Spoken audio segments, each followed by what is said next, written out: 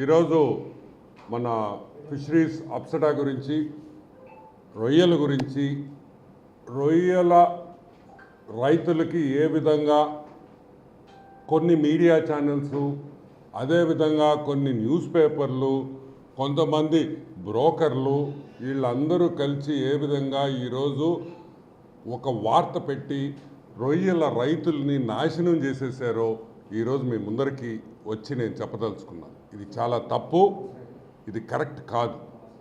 Middle ఈస్ట్లో Iran versus మిగతా దేశాలతో యుద్ధం జరుగుతుంది. ఆ యుద్ధానికి మిడిల్ ఈస్ట్లో జరిగే యుద్ధానికి మనకి రొయ్యల రైతులకి ఏం సంబంధం? మిడిల్ ఈస్ట్లో జరుగుతున్న యుద్ధానికి ఇక్కడ రొయ్యల రైతులు, ఆంధ్ర రాష్ట్రంలో ఉండే రొయ్యల రైతులకి ఏమి సంబంధం అని అడుగుతున్నారు.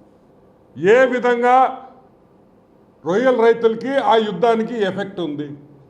ఏమీ లేదు, అబ్సల్యూట్లీ జీరో. ఈరోజు కొన్ని మీడియా సంస్థలు, కొంతమంది పెద్ద మనుషులు ఏదో ఆకాశం కింద పడిపోయింది, రొయ్యల రైతులు నాశనం అయిపోయారు, రొయ్యలకి రేట్లు లేవు, షిప్పులు పోవటం లేదు, కంటైనర్లు పోవటం లేదు. ఎవడు చెప్పాడు మీకు? ఎవడు చెప్పాడు మీకు? కంటైనర్లు లేవని ఎవరు చెప్పారు? కంటైనర్లు లేవని ఎవరు చెప్పారు? షిప్పులు పోవటం లేదని ఎవరు చెప్పారు? ఏమన్నా అర్థం ఉందా? ఎట మాట్లాడతారు మీరు ఇష్టం వచ్చినట్టు? మీకు ఏమన్నా డౌట్లుంటే, మీకు ఏమన్నా అనుమానాలుంటే ఫోన్ చేయండి, చెప్తాం కదా. ఎఫెక్ట్ ఉందా లేదా? రొయ్యల రైతులకి ఎఫెక్ట్ అయితే మేమే చెప్తాం కదా. ఇంకా మీరు ఎత్తేసేయండి, షిప్పులు లేవు, కంటైనర్లు లేవు, ఏ యుద్ధం మేము చెప్తాం కదా. అది మా డ్యూటీ కదా. మా డ్యూటీ కూడా మీరు తీసుకుంటారా? మీరే చెప్పేయండి, రేట్లు కూడా మీరే ఫిక్స్ చేసేసేయండి, అన్నీ మీరే చేసేసేయండి. ఇంక దేనికి గవర్నమెంట్ ఎందుకు? ఫిషరీస్ డిపార్ట్మెంట్ ఎందుకు? అప్సడా ఎందుకు? ఈరోజు మీరు చేసిన పనుల వల్ల, మీరు ఇచ్చిన ఫాల్స్ ఇన్ఫర్మేషన్ వల్ల, మీరు చేసిన తప్పుడు ప్రచారం వల్ల ఎంతమంది రొయ్యల రైతులు జీవితాలు మీరు నాశనం చేశారో మీకు తెలుసా మీకు? మీరు చెప్పిన మాటలు విని భయపడిపోయి సగానికి సగం మంది రొయ్యలు అమ్మేశారు. మొన్న వేసినారు, ఎంత నష్టపోయారో ఒకసారి ఆలోచించారు. నేను అడిగేది ఒకటే, నేను ఈరోజు ఎందుకు కోపంగా మాట్లాడుతున్నానంటే, మీరు మీడియా కానీ, పేపర్ కానీ, ఎవరైనా కానీ, సోషల్ మీడియా కానీ, మీరు రెస్పాన్సిబుల్గా ఉండాలి. మీరు చేసే వార్త ఒక కుటుంబాన్ని చెడపకూడదు. అది మంచిది కాదు, మీకు మంచిది కాదు. అది ఏ విధంగా మీరు ప్రచారం చేస్తారు అంటే మీరే డిసైడ్ చేసేస్తారా? ఈ కంటైనర్లు లేవు, మీకు ఎవరు చెప్పారో కంటైనర్లు లేవని? షిప్పింగ్ కంపెనీ వాళ్ళు ఏమన్నా మీరు ఫోన్ చేసి చెప్పారా కంటైనర్లు లేవని? ఈ అర్థం లేని వార్తలు. ఈరోజు నేను అడుగుతున్నా, రైతులు తప్పు కూడా ఉంది దీంట్లో.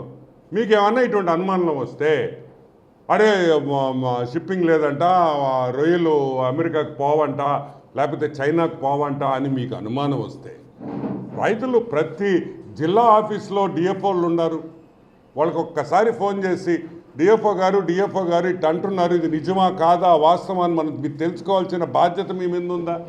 లేదు.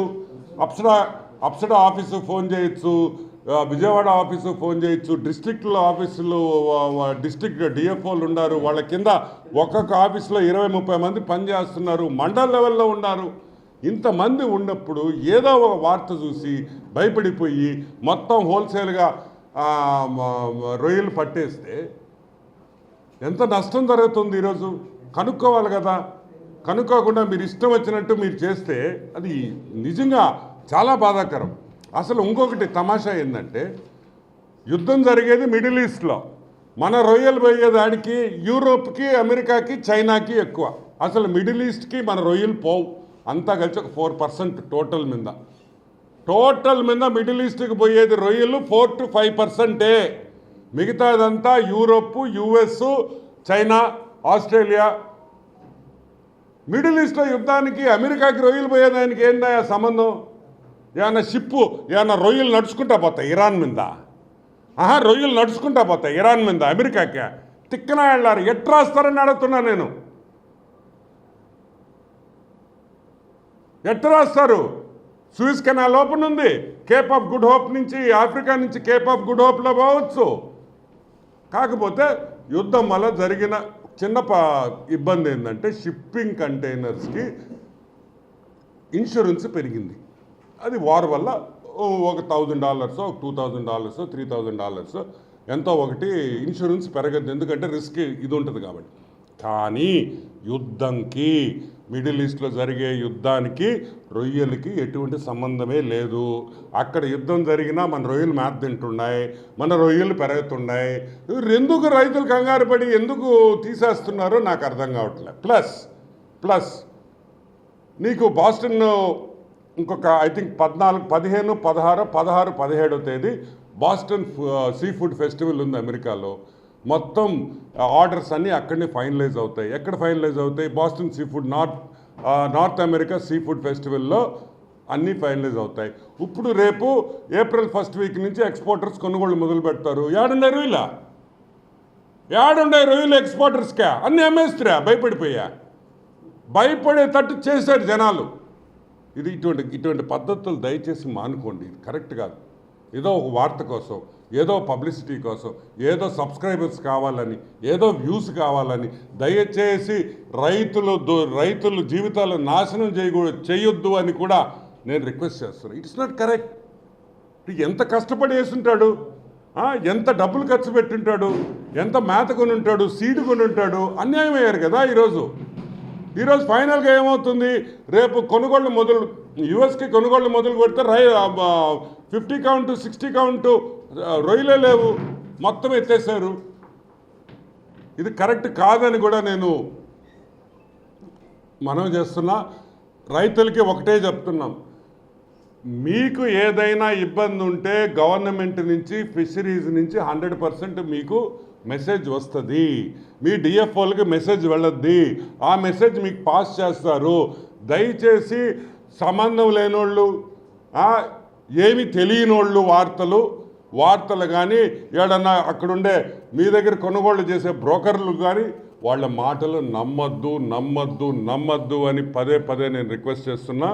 ఇంకొక విషయం కూడా, ఇప్పుడు వాస్తవంగా ఈరోజు రొయ్యల ఎక్స్పోర్ట్స్ మంచి క్లైమేట్లో ఉన్నాం మనం, మామూలు క్లైమేట్ కాదు. ఎందుకంటే సిబిడి కానీ, బేసిక్ డ్యూటీస్ కానీ అన్నీ చూస్తే మీకు not even 20%. Anti dumping duty అన్నీ చూసుకుంటే మనం 20%. మిగతా దేశాలతో ఒకప్పుడు మనది 50 ఉండింది, 40 to 50 ఉంటే మిగతా దేశాలు 20 ఉన్నాయి. ఈరోజు ఆ డ్యూటీ కూడా తగ్గింది. సో మన ఎక్స్పోర్టర్స్కి ఎక్స్పోర్ట్స్ చేసేదానికి వాతావరణం చాలా బాగుంది. రేట్లు బ్యూటిఫుల్గా స్టెబిలైజ్ అవుతాయి, రేట్లు పెరుగుతాయి. ఇంకో విషయం కూడా చెప్తున్నాను నేను మీకు. ఈరోజు చైనా ఎక్స్పోర్ట్స్ మనకు ఆల్మోస్ట్ అరౌండ్ 30% చైనాకి పోతాయి. చైనాకి గల్ఫ్ వార్కి ఏందా సంబంధం? చైనా యాడుంది, మిడిల్ ఈస్ట్ యాడుందా? ఏమైనా అర్థం ఉందా? ఈ విధంగా జనాల్ని ఇది చేస్తే ఏం చేయగలుగుతాను చెప్పు? ముఖ్యమంత్రి గారు పదే చెప్తున్నారు, నేను మా వాళ్ళని ఆదుకుంటాను, రొయ్యల రైతులు మాకు ఇంపార్టెంటు. లోకేష్ బాబు, సిబిఎన్ గారు, మా మంత్రి అచ్చెన్నాయుడు గారు అందరూ చెప్తున్నారు ఈ విధంగా మేము ఆదుకుంటామని. మీరు ఎందుకు భయపడుతున్నారు? భయపడొద్దు అని కూడా నేను చెప్తున్నాను. ఇంకొక విషయం కూడా ఏంటంటే 85%, ఆల్మోస్ట్ 83% ఫార్మర్స్ రిజిస్ట్రేషన్స్ కూడా అయిపోయినాయి, సక్సెస్ఫుల్గా కంప్లీట్ చేసాం. ఇంకొక నాకు తెలిసి అరౌండ్ 16 to 17% రిమైనింగ్ ఉన్నాయి. నేను ఆ 16-17% వాళ్ళకి కూడా నేను ఒకటే చెప్తున్నాను, మీరు ఇమీడియట్గా రిజిస్ట్రేషన్ చేసుకోకపోతే పవర్ డిస్కనెక్ట్ చేయమని ఆ స్టేజ్కి వస్తుంది. దయచేసి వద్దు, మిమ్మల్ని ఇబ్బంది పెట్టాలని అస్సలు ఈ కూటమి ప్రభుత్వంలో రైతులను ఇబ్బంది పెట్టాలనే ఆలోచన కూడా ఉండదు. దయచేసి మీరు రిజిస్టర్ చేసుకోండి. రేట్లు తగ్గించేసాం, రిజిస్ట్రేషన్ ప్రాసెస్ ఈజీ చేసేసాము, అమెండ్మెంట్స్ చేసేసాము. సో ఈజీగా ఇప్పుడు ఇంక లేదు మేము చేయమంటే ఇంకా యాక్షన్ తీసుకోవాల్సి వస్తుంది. అది యాక్షన్ తీసుకోవడం మాకు ఎవ్వరికి కూడా ఇష్టం లేదని కూడా నేను మనవి చేస్తూ ఉన్నాను. ఇంకోటి,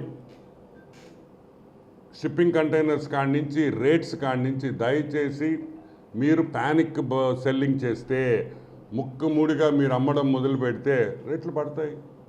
ఇప్పుడు రోజు నాకు మార్కెట్లో ఒక 2,000 టన్నులు లేకపోతే ఒక 3,000 టన్నులు కావాలనుకున్నప్పుడు మీరు సడన్గా నాకు 10,000 టన్నులు 20,000 టన్నులు మెటీరియల్ రెడీగా ఉందంటే ఏమవుతుంది?